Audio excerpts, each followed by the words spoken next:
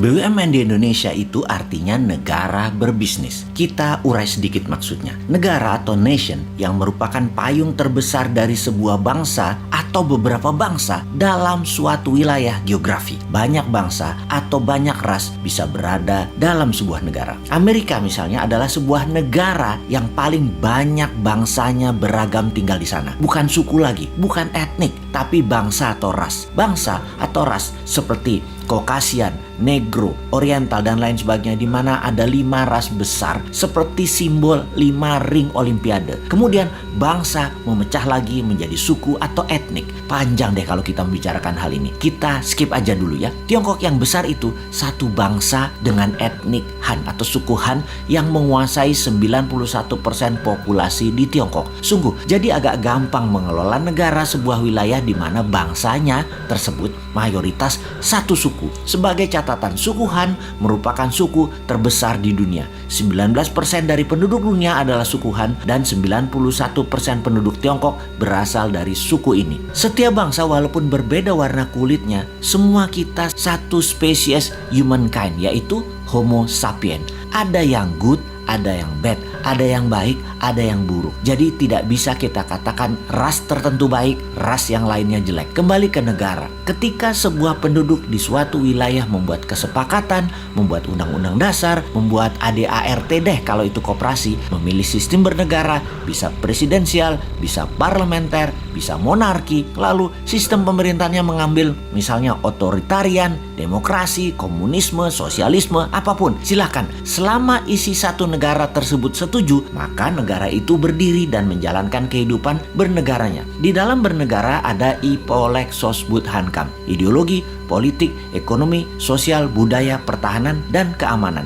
Itu pun dipecah lagi di setiap bagian, punya sistem berbeda lagi di setiap negara satu dengan negara lainnya. Kita bicarakan pertahanan misalnya. Di Tiongkok dan Amerika ada 6 angkatan perang. Indonesia cuma 3 misalnya. Dalam membangun ekonomi misalnya lain lagi. Di Amerika dan Tiongkok pakai printing money berbasis proyek. Sementara di Indonesia pejabatnya memilih pakai dolar Amerika baru bisa cetak rupiah dalam berekonominya. Di Tiongkok negara dengan satu partai, yaitu Partai Komunis, yang membuat negara Tiongkok berideologi komunis. Karena sistemnya satu, yaitu komunis, maka kelolaannya bagi mereka yang ingin menjadi pejabat publik atau abdi masyarakat, ya join the party, ya gabung dengan Partai Komunis. Ada 90 juta anggota Partai Komunis Tiongkok atau PKC itu. Semuanya pejabat publik dan BUMN-nya ya anggota partai. Di sisi kelolaan aset, BUMN Tiongkok bukan punya negara, tetapi punya partai Komunis Cina. 1,5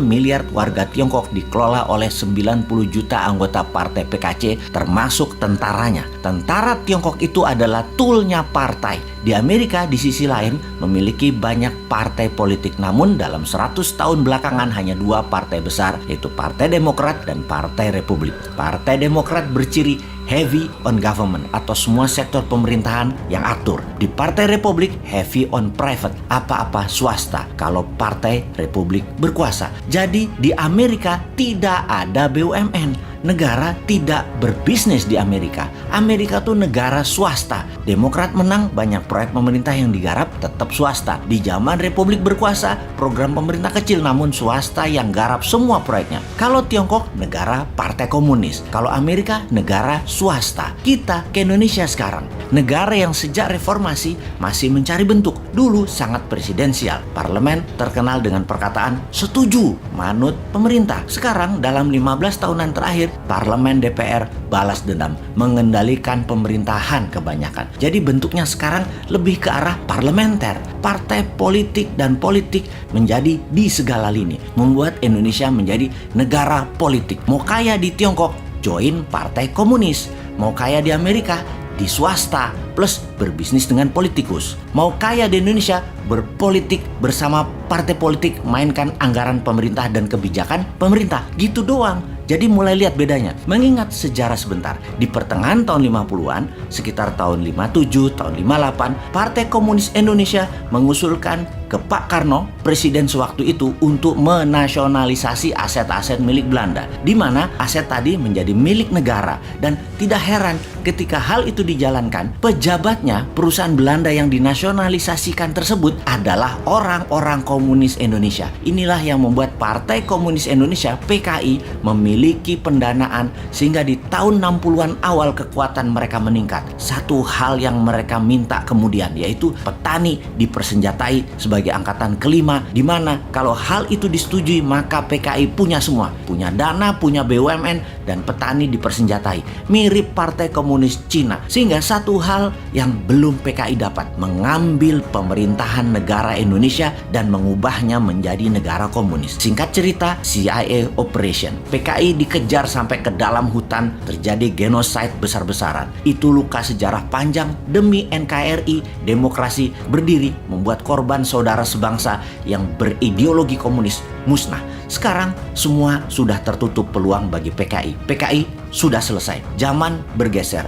Dunia tanpa batas lagi. Dunia menjadi global, digital, dan internet membuka semuanya. Perang berubah. Bukan lagi military war, tetapi economic warfare. Untuk itu, kita sebagai negara ke depannya harus mulai menata apa yang terjadi ke depan untuk anak cucu kita.